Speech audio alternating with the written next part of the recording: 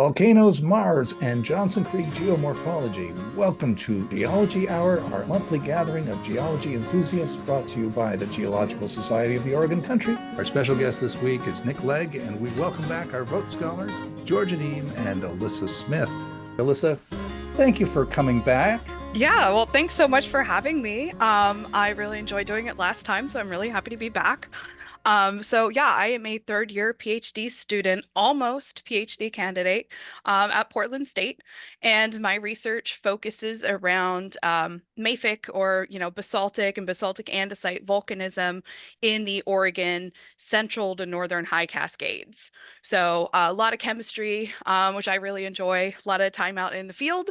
And today I'm going to take everybody on a little journey to see what's going on with volcanoes. So I'm going to start in my favorite place in the world, Central Oregon. So this is not only where I do my summer field work, so thanks GSOC for having me to do that, but also this is where I was raised and where I call home. So when I go out to do field work, sometimes, especially if I'm camping like in the Bachelor area, I can remember that I'm in a very volcanically active area. And that could be a bit jarring to remember. But I wanted to take a few minutes to talk about what it means for volcanoes to be active and what volcanoes in the US are monitored, by whom, and then what can also be a sign of a pending eruption.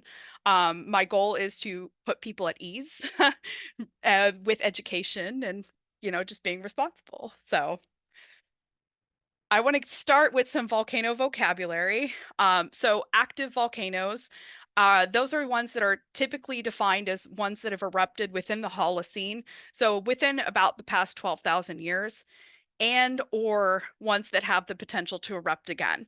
So this is a very general because different volcanoes behave differently, but that's why the definition there's includes potential to erupt again. So an example might be Mount St. Helens, which it would be hard to argue that that's not active. So very much so. Dormant is a little fuzzier of a term. Some people prefer to say potentially active. So those are volcanoes that have not had recent eruptions, but there's still some signs that there's potential that they could erupt again in the future. So a good example there would be Mount Jefferson. There haven't been any recent eruptions on Mount Jefferson, but there's been some activity around Mount Jefferson. So that's kind of the thought there, as far as I understand. And then lastly, would be extinct volcanoes, which seems like it should be a pretty straightforward definition, and sometimes it is. But it's not unheard of for quote unquote extinct volcanoes to erupt again. But you would have to have some sort of reason to think that. So magma generation is not an instantaneous process. It takes that's geologically speaking or on our time scales. So the trip from the mantle to establishing a magma chamber or even just erupting isn't the quietest procedure. So that's really oversimplifying. But then there are some that are hard to argue that they're not extinct. So one would be Mount Thielsen. So Mount Thielsen has not erupted in the past 300,000 years, which for that type of volcano would be a very long time. But it's also been extensively glaciated. So there's not thought to be any magmatism in the general area. But if conditions changed and magmatism were to return, it wouldn't be Mount Thielsen itself. It would be some kind of new center.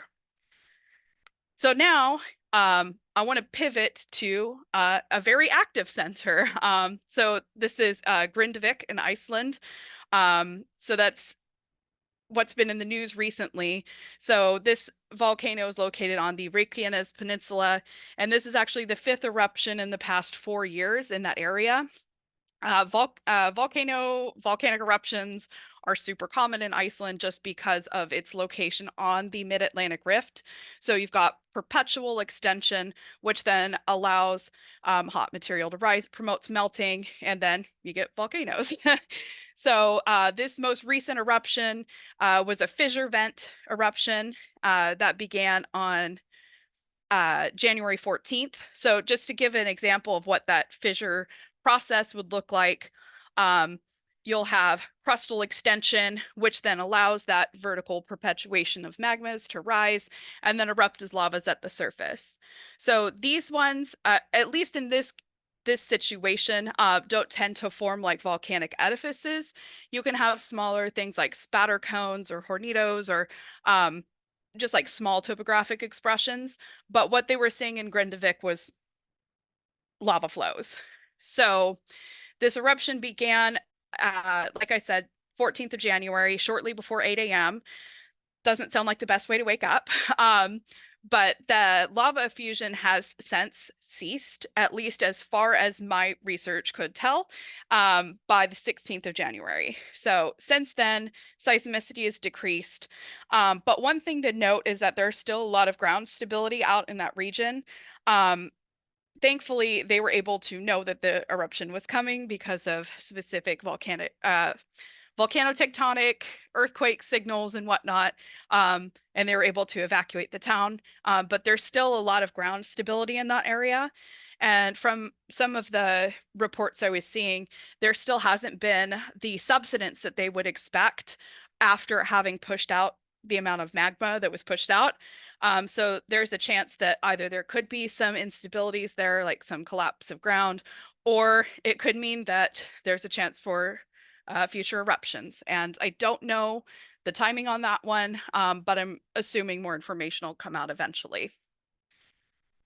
So um, this is a picture of, I wanted to show what like alert systems would look like. So this is the aviation codes for Iceland. I took it the other day. It looks like it was the same as of last night. So I didn't change the image. But these are put up by the Iceland Meteorological Office and essentially are showing the volcanoes that are monitored and what their kind of state is right now. So the volcano at Reykjanes Peninsula, originally when it started erupting, they classified it as a red. So what that would mean is that either an eruption is imminent or current with significant ash emissions. So what happened after that is that it was demoted, I guess, for lack of a better word, to the orange level, because these types of eruptions do not produce a significant amount of ash. If people will remember the 2010 eruption of Eyjafjallajökull, that was one that disrupted air traffic for a really long time. Different type of eruption. So this one got demoted to orange pretty quickly, and now it's at yellow. So it's not causing any risk for air traffic. It's just once you reach a heightened state, they kind of back it down level by level. So you don't just go from red to green, as far as I understand. So that's where we're sitting right now. So to bring it back home for all of us, this is how volcanoes are monitored in the US, US territories, by the USGS. So here we've got, I was going to say North America and Hawaii and the Northern Marianas Islands, and I cannot remember the other one. Doesn't come up for me very often, but those are all monitored, and you can kind of check and see what the volcanoes are doing or if they're kind of acting up a little bit, by the codes they have here. So currently there's a few that are being looked at. There's Great Sitkin, who's on watch level, but generally most of these are going to be in the green most of the time. So to talk about what volcanoes are monitored, it's not something that's decided arbitrarily. So there's about 161 potentially active volcanoes in the US. So that's according to the USGS in a 2018 report. Of those 161, 18 are classified as very high threat volcanoes. And most of those are going to be in Oregon, Washington, and California. And then there's several in Alaska. I mentioned this not to freak anybody out, especially because, I mean, these rankings are decided based on about 24 factors. So you have to kind of check a lot of boxes to find the threat levels. And also, threat level is not directly connected to eruption style. So the highest threat level volcano as of this 2018 report was Kilauea. So at the time, Kilauea had been erupting for decades. So it's something that is high threat, is something that can cause problems for people, infrastructure, and whatnot. But it doesn't mean that that eruption, it doesn't necessarily say this is going to be like a cataclysmic eruption. Whereas Yellowstone caldera, which I think tends to keep a lot of people up at night, is number 21 on the list of all of those volcanoes. So it's actually not even considered very high threat. It's high threat. So I think that can be something to hopefully put people at a little bit of peace, is that it doesn't mean impending eruption. It doesn't mean any of those things. It's a very complex system, but something that we can say, okay, well, how likely is this to happen? But mostly it's for allocation of resources. So where does this monitoring equipment go? Because it's not free. And but we also want to make sure as scientists we're doing our due diligence to monitor. So I mentioned monitoring. What even is monitoring? So this is an image I took from the USGS. I've seen it about 100 times. But I want to call attention to a few things. On volcanoes that are active or potentially active, things that'll be monitored are going to be things like gases. It's going to be ground deformation. So whether you've got inflation or you've got subsidence, we've got sensors that can detect things like earthquakes or lahars. So lahars are volcanic mud flows that can be a big hazard. And then also we would be looking for temperature. So thermal imaging can be done, as well as if you've got ash emissions, those can be measured via satellite, but also ground deformation can be imaged via satellite, which is really cool. So, oh, I want to mention the idea with monitoring is so we know what ambient conditions are like. So then if volcanoes start doing something different, then we can kind of start to forecast. So what could be signs of an impending eruption? The big thing here is that it's going to be changes. So changes from ambient conditions, which really underlines why it's so important to monitor. So that's going to be different for every volcano. Just like, every person's different. Our equilibrium states are a little bit different.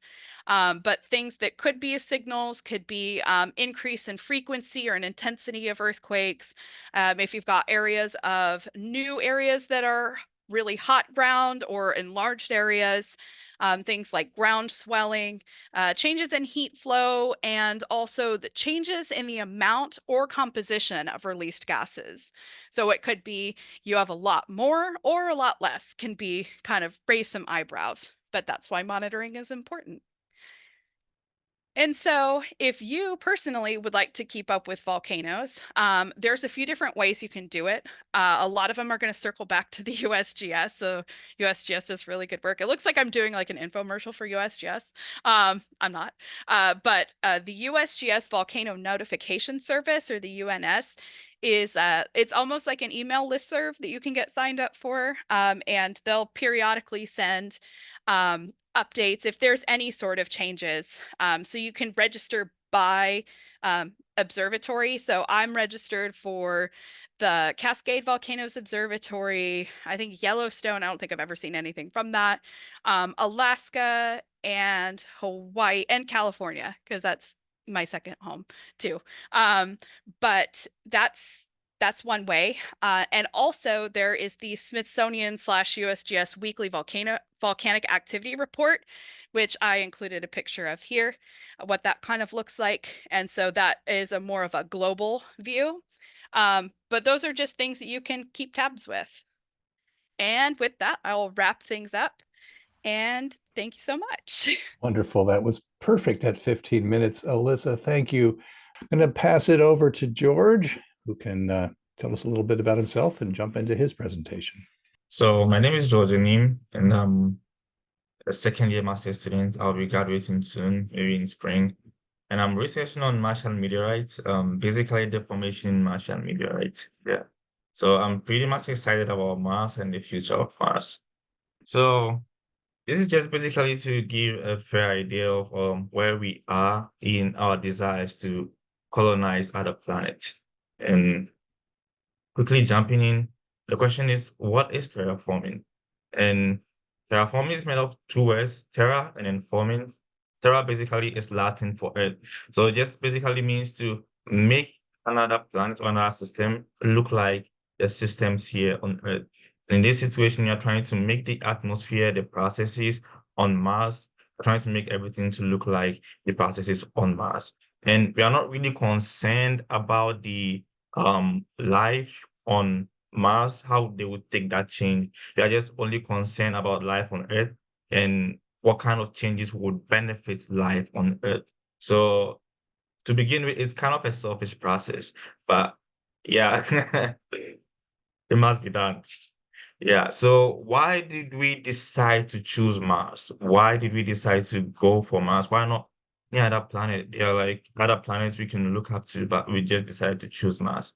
And the reasons are quite simple because one, Mars has water on its surface. Even though it does not have liquid water, it has like ice.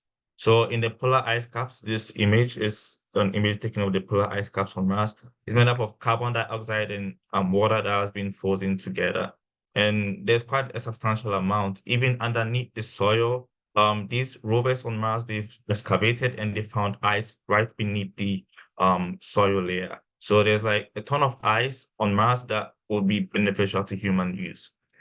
Then we have geologic evidence that Mars used to have a very good atmosphere. So it used to there used to be a point in time where the atmosphere was good enough to retain water in its liquid form. And then again, Mars is very let me minimize this also. Then again, Mars is very close to Earth. So this is an image of the solar system I took from NASA. And you can see Mars being very close to Earth. So it makes sense for this to be our next target because then we don't have to spend so much energy, so much fuel, and so much money. And then again, it lies within the habitable zone. And what do we mean by the habitable zone? Habitable zone is just a zone within any solar system where water can exist in its liquid form. So this entire region is the region where water can exist in its liquid form. And water, as we know, is very important to life here on Earth. So it makes sense to pick a planet that is within the habitable zone. And then again, we've discovered evidence that there are mineral deposits on Mars. If you want to build a colony, it makes sense to go for an area where there are tons and tons of resources that you can use to build stuff without having to rely on your home planet. Because Mars is pretty far from Earth, and if you need resources, you need to get it from Mars. And also, we have evidence to show that Mars is very weakly geologically active. So the InSight lander, it detected some seismic activity that show that there might be some magmatic activity within the Mars body. And though it is weak, it can serve as a very important source of geothermal energy if you were to decide to live on Mars. So with all these benefits, what is the problem with Mars? Why can't we just go to Mars? Well, it turns out that Mars has lost lots of its advantages over the years. And currently it has a very low surface temperature. So I took this image from Mars, from NASA about the temperatures of various bodies on Earth. And this is where Mars is. Usually its surface temperature is around negative 85 degrees Fahrenheit. That is very cold, and nobody would want to live there. It will just kill you instantly. So that is one problem with Mars. The other problem is Mars has a very thin atmosphere and very low pressures. So the atmosphere is not as heavy as we have here on Earth. You wouldn't be able to breathe. And even if you were able to breathe, there would be not enough molecules in the air to breathe in. And also the pressures are very, very low. So it'd be very hard to breathe in. We rely on atmospheric pressure to sort of push gases into our lungs. Then we extract the oxygen and then we use our system to push the gases out. And that is how we breathe. But on Mars, you wouldn't be able to do that because there is not enough atmospheric pressure. Then again, Mars lost its magnetic field. Even though we have evidence to show that Mars used to have a very good magnetic field, it lost it for some reason. And this is something we must account for. Another reason is it's very dusty. Breathing in dust is usually not a very good idea. And then again, there's little to no oxygen in the atmosphere. It's very much dominated by carbon dioxide and some other toxic gases. And then finally, there's no liquid water on the surface of Mars. So this is a phase diagram, and it basically shows the conditions of a phase under various temperatures and pressures. So this is the phase diagram for water, and it shows the temperatures and pressures at which it is ice or water or gas. And this is the pressure of Mars, 0.06. And then if you had ice on the surface of Mars, it would move directly to being a gas. That is why we don't have any liquid water on the surface of Mars, because anytime the temperature changes, it moves straight from being ice to being gas, and that is an issue. So how do we make a terraform Mars? How do we do that? Well, basically, we need to get the magnetic field back up, because the magnetic field basically shields the planet from the solar wind. And the solar wind is just basically a stream of charged particles from the sun. What happens is they enter into the atmosphere, they ionize the atmosphere, and they strip away the atmosphere. And the reason why we still have an atmosphere here on Earth is because we have a magnetic field, and that stops the solar wind from affecting the atmosphere we have here on Earth. And then again, if you were exposed to these charged particles, you would just get cancer instantly, and no life would be able to survive on the planet. So how do we get a magnetic field going? Well, there are a few theories. The first one is you ionize the surface of one of the moons for Mars, and that is Phobos. So we just ionize the moon, we accelerate the particles, and that is going to create a very huge electric field. So as it revolves around the Martian planet, it's going to generate a magnetic field that's going to block the solar wind. And then again, we can make a magnetic shield. So this is an image that I took from NASA. And basically there's a point between the orbit of a planet and the sun that they call the Lagrange point. So at that position, any object you place over there will stay there in between the planet and the sun. So the idea is to put a magnetic shield that we've made ourselves with technology we don't currently have, in between the Martian planet and the sun, and that is going to shield the planet from the solar wind. And then this step 2, now that you have a magnetic field going on, you need to heat up the atmosphere, and you need to actually create a better atmosphere with higher pressures. So the first proposed idea is to sort of nuke the planet. Even though it sounds like a bad idea, it's not really bad if you consider that there might not be life on Earth. That is a big if. And I saw a calculation online that said that we don't even have enough nuclear weapons to sort of melt the entire polar ice caps on Mars. So that's going to cost us money. The next plan would be to dig more holes. So more holes are just basically very deep holes. And what they do is they dig through the crust to the morehole. And I'll explain what the morehole is.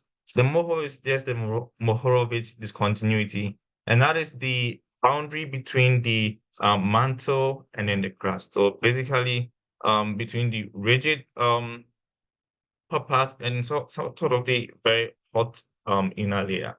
And if you were to dig a hole to that location, we are going to get lots of heat coming in. It's going to warm up the planet and it's going to melt the polar ice caps. Then again, we can build fusion plants, but that's going to cost lots of money and lots of resources. And then there is theory that we can just put large mirrors in space, because why not? The sun is shining 24/7 and it's producing tons of heat and tons of energy. So all we do is we put giant mirrors in space in orbit around the Martian planet. It reflects light, it reflects light from the moon onto the surface of reflect light from the sun onto the surface of Mars, and that would warm the planet up. And then again, we can also introduce extreme greenhouse gases such as methane and fluorine-based compounds, so CFCs. And these compounds sort of can warm the planet up by up to 30 times what CO2 can do. And then again, we have cyanobacteria that we can introduce to produce oxygen. So now that we've been able to make a very conducive Mars, what next? We have a very good atmosphere going in for us, but that is not the end. There are like tons and tons of things we need to do in order to make Mars a habitable place. And the first thing to consider would be to get in good soils. We need to plant, we need to eat, we need to survive. How do we get good soils? Currently, the soil on Mars is full of perchlorate. And perchlorate is a compound that sort of is very toxic. And because of its behavior, it sticks more to the body. So if you had those in your food, that would be very poisonous and very toxic. And then again, what about the governing systems? How are we going to rule ourselves? How are we going to live on Mars? These are considerations we need to make. And is it ethical to just be sending nukes to another planet without regard of whether there would be life or not? Is it ethical to just decide to conquer other planet? Is it ethical? And then another consideration to make is who gets to go to Mars? Who chooses who goes to Mars? And then also, how do we deal with the low gravity on Mars? So in conclusion, it's going to be a very expensive project, but I believe we can make it happen as human beings. So thank you.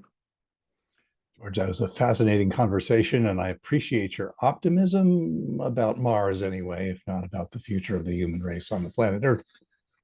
I think what we're going to do this time is we're going to hold all questions, and then Carrie's going to run that discussion afternoon after we turn off the recording. I met Nick at the Johnson Creek Science Symposium, which they have annually. Here, this is the Johnson Creek in Southeast Portland and Gresham here.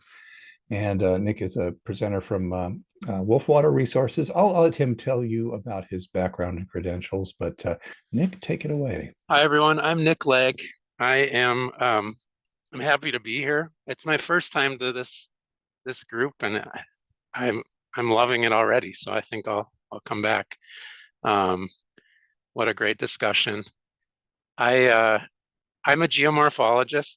I barely consider myself a geologist anymore, although I still really love to use deep time to tell the story of landscapes in the work that I do, which is to mostly work in rivers and watersheds to make them function better for people and ecosystems. So it's what we broadly call watershed and floodplain management, but it's really exciting because we're basically finding ways to make these really fundamental parts of our planet, which are the waterways and the ways that in floodplains work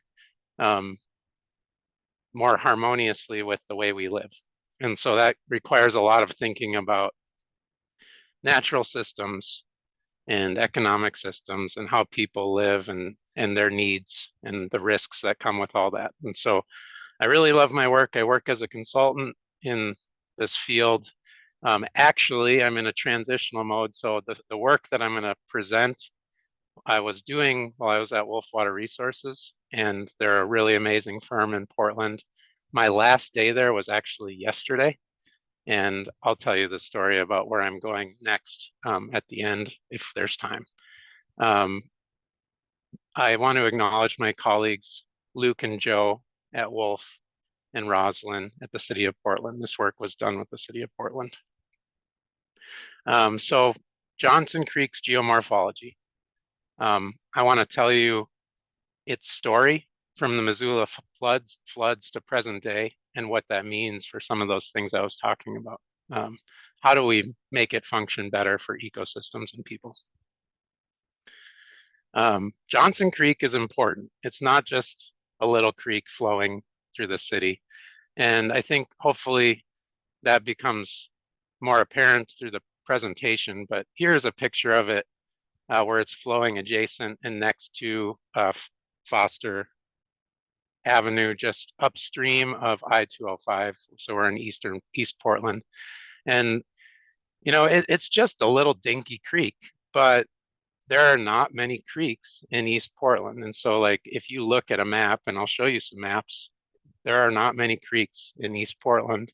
And creeks are corridors, you know, they're corridors for fish, but they can also be corridors for recreation. We know we have the Springwater corridor that runs along much of Johnson Creek. People bike that.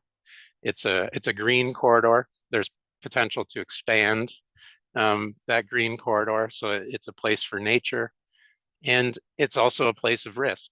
Johnson Creek is, I think, nearly at flood stage as I speak. And in this specific spot that we're looking at, that's been a flood prone area historically. And actually we're looking at a project where they did some work to address some of the flooding that was really recurring and damaging. So it's really a hardworking creek, and there's a lot of room for improvement, and it's really essential to the way we live in this city.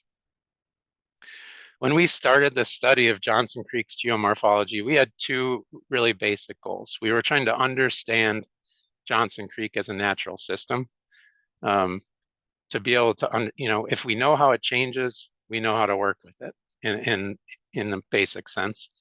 And then if the city also does a lot of restoration projects, and those have different benefits from flood to habitat to recreation. But we wanted to understand the function and the benefits of those projects in that system context, so we can figure out how to do these projects better. It's when you do river restoration and management, a big question is, what was the creek like before we settled the area? What was it in its natural condition, natural in quotation marks? And Johnson Creek, as an urban creek where people have lived along for now almost a couple centuries, has been impacted by people.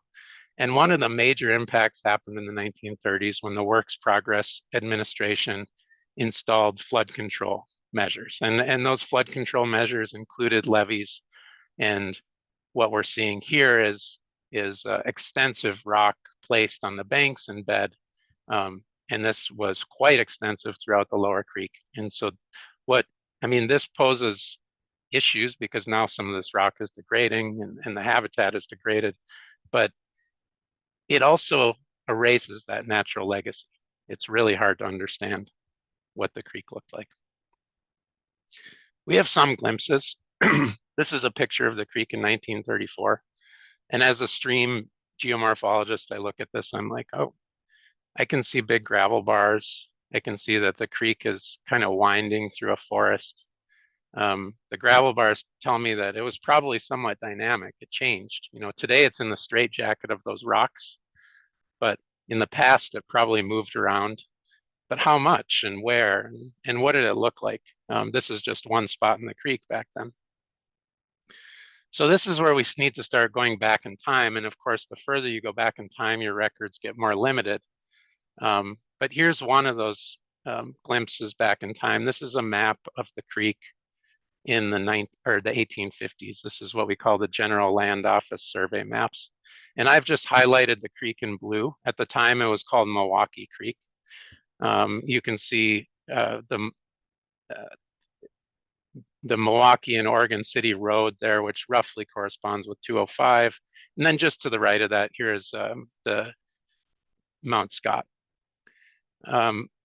Those maps were of varying detail, but one thing they did show in this case were extensive wetland areas, and I've highlighted those in green, but they didn't follow the entire creek. So we can tell that the creek was maybe more connected to its floodplain, had more water spreading out, but not everywhere. And of course, this is pretty general information. So this is where we start to think, okay, well, what does deeper time tell us? And this is where we started to dive into the Missoula flood history, because we know that the Missoula floods were a really important geological set of events that shaped the way Portland looks today. If you're not familiar with the Missoula floods, I imagine many of you are. It was a series of mega floods that were derived from failures of ice dams up near Missoula, Montana. When those ice dams failed, large catastrophic floods flowed down across southeastern Washington through the Channeled Scablands, the Columbia Gorge, and ultimately to Portland, where the water spread out into this what we call the Portland Basin, and then reconverged as it went back into towards the ocean. And so Portland itself, the city wasn't there at the time, was a depositional area. And when you look at this beautiful map that's been put together by Dogami and the topography, you can see a lot of the features that those floods created. And I won't go in great detail, but you can see what they call pendant bars or large lenticular bars. And basically these are large sediment or gravel deposits that were dropping out of suspension from those big floods. And they create the topography and the landscape that we see today. When you look at the geological map or the surface geological map, you see a lot of orange. So this is another map by Dogami. And that orange are those deposits from the floods. And you can see that it's widespread. There are two colors of orange, and I won't get into great detail here, but the darker orange are the coarse deposits. So those are more gravelly deposits, sometimes larger. And then the yellow ones are fines. And you can see that there's more fines away from the gorge because generally the water slowed down more as it went to the west. Now here is Johnson Creek, coming back to Johnson Creek. And you can see Johnson Creek has an interesting relationship to that orange. It follows the edge of all of those deposits, and it looks to be, it also follows Mount Scott and the edge of the Boring Hills. And at first it maybe isn't apparent, but what I started to notice is that there's this big kink right up by the city of Gresham, and that's where the creek is going northwest, and then once it hits those deposits, it makes that abrupt turn and starts flowing towards the Willamette River. And I think this is really cool. What's basically happened, it seems, is that Johnson Creek was smashed against Mount Scott and the Boring Hills as a result of those floods. And so that also implies that the ancestral Johnson Creek probably flowed north. That would make the most sense, and it probably went towards the Columbia River. I haven't confirmed this with borings, but I've talked to Jim O'Connor, and he's a really amazing geologist in the area, and I think he seemed to agree with this story. This also implies that the creek is young, right? So much of the creek downstream of Gresham is a young creek, and creeks and rivers take time to respond to major disturbances like this. And I think there's evidence of that in Johnson Creek. And so one of the major pieces of evidence that we noticed is when you look again at the topography, in particular in the lower creek, we see these big bluffs that the creek has carved out. And so in the lower creek, basically below 205, the creek has been very active. Johnson Creek, before Europeans settled the landscape, was dynamic. It was cutting its own valley. And if you look at those bluffs in southeast Portland along Johnson Creek, you can see that they have sort of scallop shapes. And that represents the bends in the creek as it worked out and shaped its valley. And those are called out here in with these green lines.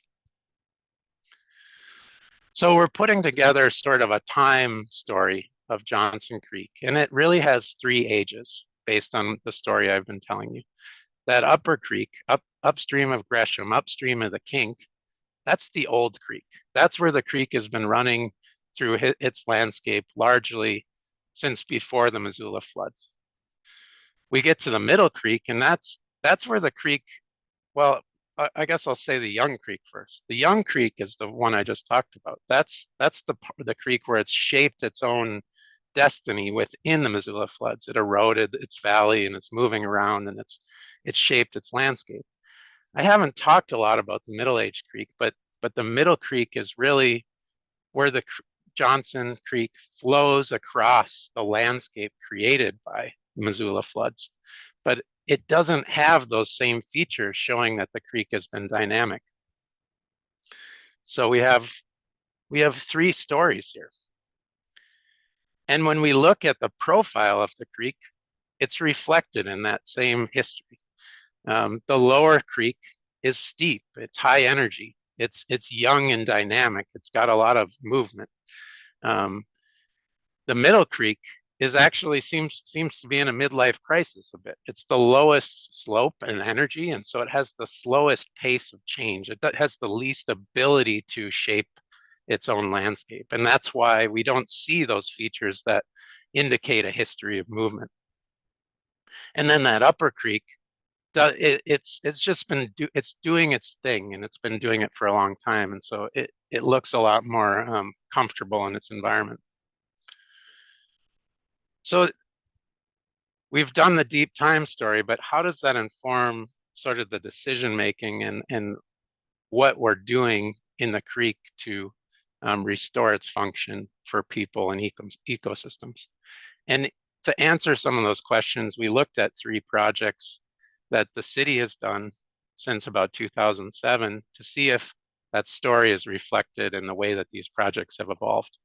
I'm going to talk about 2 of them briefly. It's the Schweitzer project and the Luther Road project, and I won't talk about the Foster floodplain project just for brevity, but the Schweitzer project is up in that middle-aged creek. It's up by where the creek follows Powell Butte, and like I said, that's the creek in its midlife crisis. It's got lower energy, lower capacity for change.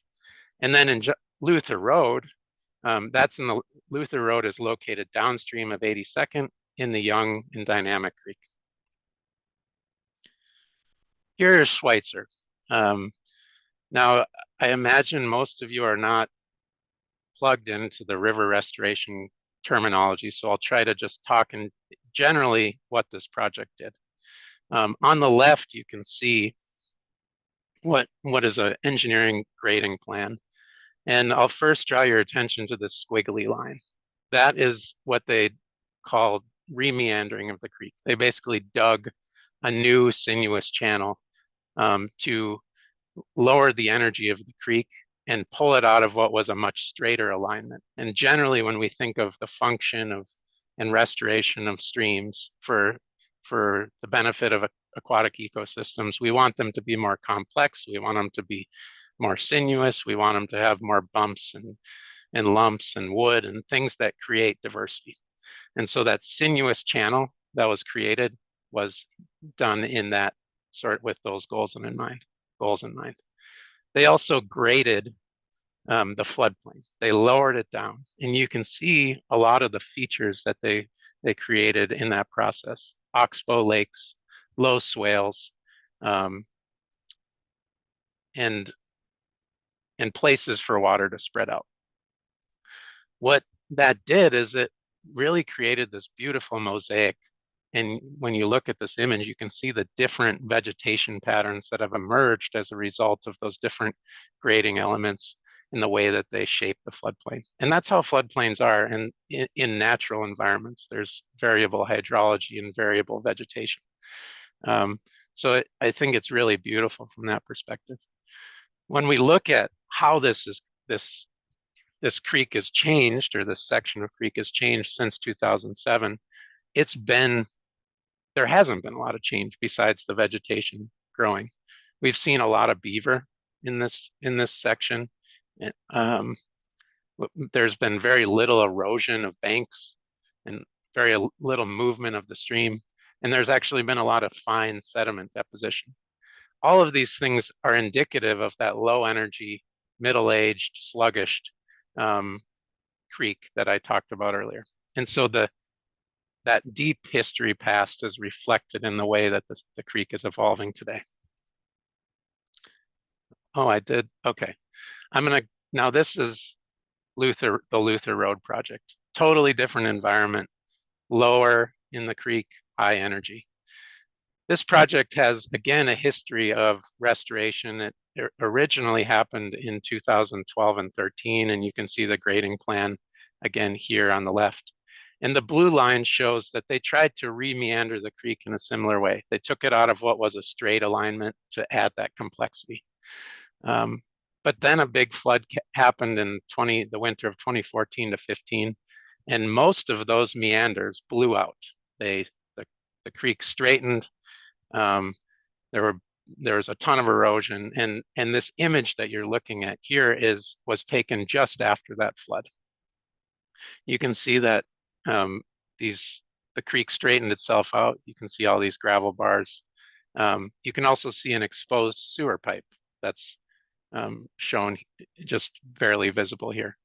And so here, a lot of change happened in correspondence with that history. And it had a real impact on the infrastructure. We can't have exposed sewer pipes, and sewer pipes often follow our creek corridors because they're the lowest spot on the landscape. And so there's a real overlay and importance for not only recreation fish, but also for our infrastructure. We worked to restore this creek or this section because to basically address that exposed sewer pipe. And this is what it looks like now after those repairs. But even still, we can see that the creek is moving around. There's extensive gravel bars. And so this is just a much different setting in Johnson Creek. So I'll just sort of wrap up and say that Missoula flood or Johnson Creek has this beautiful legacy of the Missoula floods, and it's moved the creek. It's shaping how it functions today, and it really provides an example of how even in present day management, the geologic story helps us understand in a system way what we're seeing. We can see that in the evolution of the restored project reaches.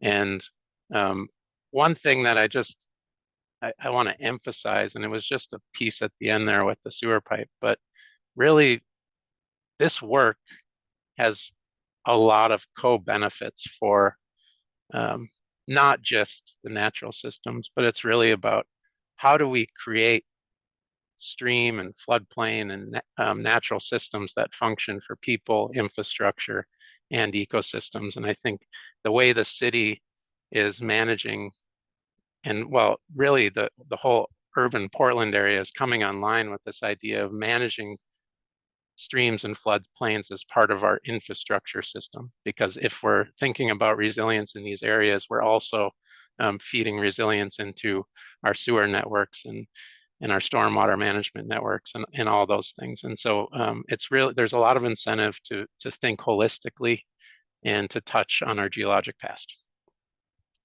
And thank you very much. I'll just mention the quick bit. I'm starting my own consulting firm called Lichen, Land and Water, and that's my transitional phase right now. I want to give full credit to the people I worked with on this, and I just wanted to share my contact information in case anyone has any questions. Oh Thank my you. gosh.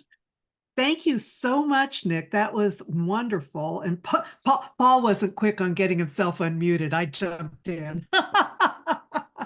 That was an excellent presentation. Paul, do you want me to, I think what we'll do is Nick will take your questions first because there were a number of them that came in, and then we'll back up to George. So, a couple of the questions that came forward. I love this one. There's a curiosity about what academic path you took to land as a geomorphologist. How did you get to, did you come in through the geology corridor or soil science, or how did you get to what you're doing as a geomorphologist? Great question. Yeah, I'm a geologist. So I did a geology degree at Wisconsin, and I took a geomorphology class there, and ultimately moved to Portland and was doing environmental consulting, and I was like, man, I still love geomorphology. And it just stuck in my head, and then decided to go to OSU for a master's degree in geomorphology. And so I've been working in the Northwest, and I had my project on geomorphology in the Northwest. So it really plugged me into the community. But yes, I'm a geologist first and foremost. And as a geologist, I find it's really fun because you start asking people, hydrologists, soil scientists, oh yeah, they were a geologist before they got, so yes, it Yes. all hooks together. It does. All right, another question here, and it was later answered, is how Johnson Creek got its name. And let me slide down. Patty did a little research. Johnson Creek was named for a pioneer in 1846. He built a sawmill near Lentz. So that's how it actually got its Oh, name. neat. All right, so Bill Burgle asks, I understand that many campers live along the banks of Johnson Creek. Does this encroachment hurt the Johnson Creek corridor? And if so, is there a plan to address this issue? Well, I mean, I don't want to speak out of turn here. There's certainly campers along the creek, and it's considered in the design and management of these areas. I think there's always a desire to do it in a sensitive way. And I would say the most impact is to the vegetation. And so the city and their managed areas, they work a lot to, they put a lot of work into planting and maintaining those things. And so that's one of the big impacts. I can't speak, I can't say whether there's a comprehensive plan in place. But it goes back to something that you said at the tail end of your presentation, which is the city of Portland has recognized that there's all these other attributes that need to be addressed as they're looking at their stream and riparian corridors, which is wonderful. Yes, for sure. Okay, so let's see.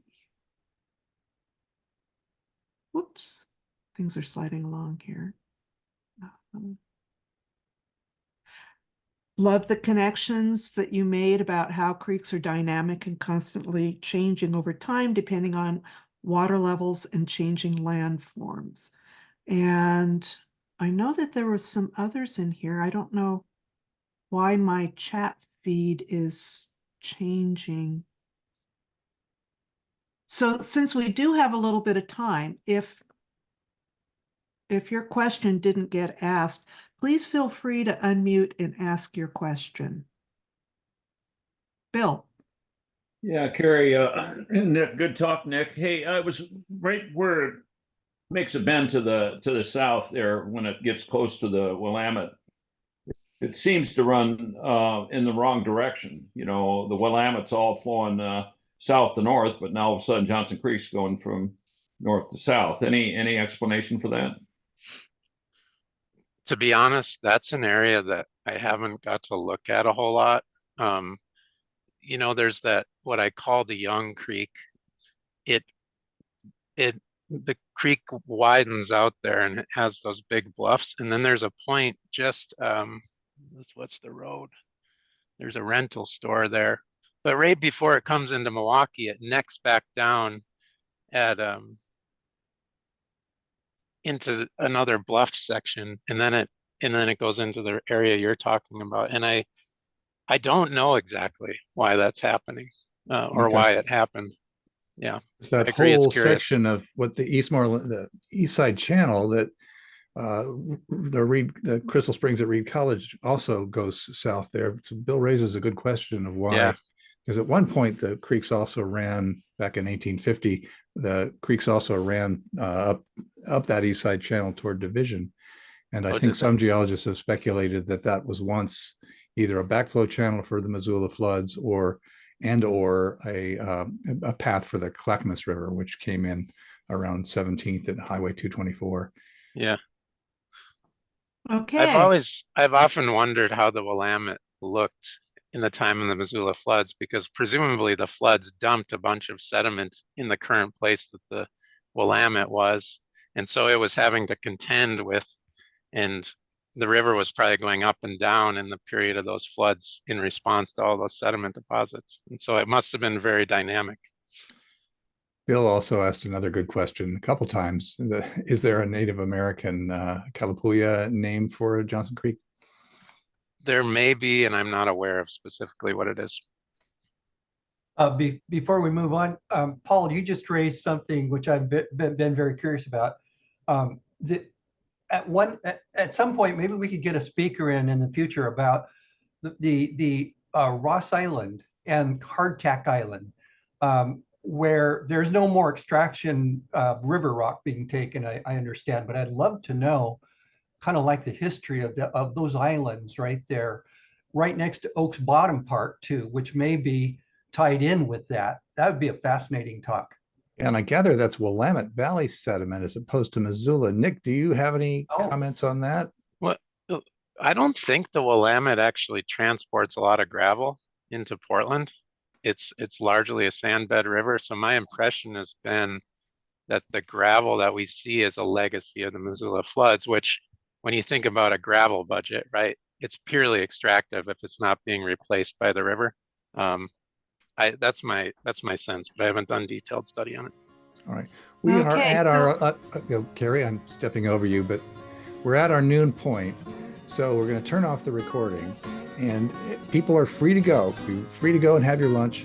But those who want, I think there were so many good questions in the chat that Carrie may want to continue the conversation. And again, if you didn't get your question answered, then just pipe up. Thank you, Nick. Thank you, Alyssa. Thank you, George. Thank you, Carrie. Thank you, Gary. George, Gary. Thank you, everyone else who's come. And we'll see you next month. We have Lalo Guerrero from Dogami. Will be Stop the recording. Stop the recording.